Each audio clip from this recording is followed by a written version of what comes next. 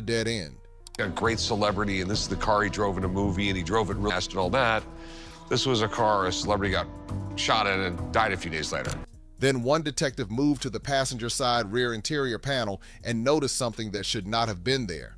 A seam that did not match the factory design. A section of the interior lining that had been carefully cut and resealed by hand.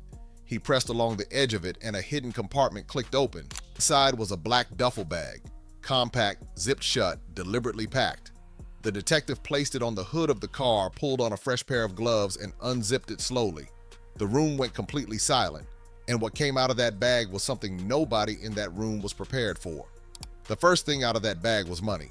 Vacuum-sealed stacks of cash, organized and counted, totaling close to $80,000. This was not money someone forgot in a car or left behind carelessly. The vacuum sealing alone told investigators that whoever packed this bag intended it to survive a long time undisturbed. This was money prepared for movement, the kind you carry when you are planning to go somewhere fast and you cannot use a bank account to do it. Next came the passports. There were two of them. The first was Tupac's real passport, valid, ready to travel. The second had his photograph but a completely different name. Name that investors had never once seen connected to Tupac Shakur in any document, court filing, or financial record across the entire history of the case. Sources say detectives may have been looking for writings or documents. That is when investigators realized this was not random. This was planned. Every single item in that bag had a purpose. Then came the burner phone. Prepaid, untraceable, the kind of phone you buy specifically because it cannot be connected to you.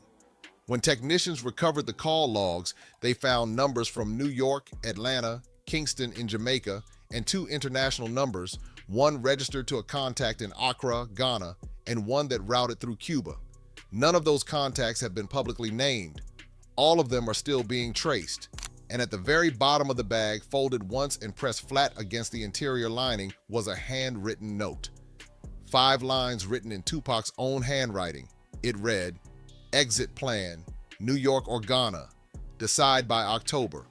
If tonight goes wrong, the bag is ready. Tell mom I tried." And this is where everything changes. We asked retired Sergeant Chris Carroll if anything was ever found in there, and he says no weapon was found that night. But Hamilton feels it's just something else that makes this an important historical collector's item. The detective who read that note set it down on the hood of the car and did not speak for almost a full minute.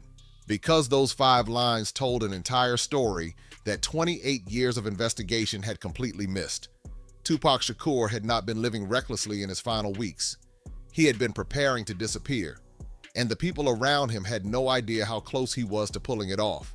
To understand the full weight of what that note means, you have to understand what Tupac's situation inside Death Row Records actually looked like by the summer of 1996.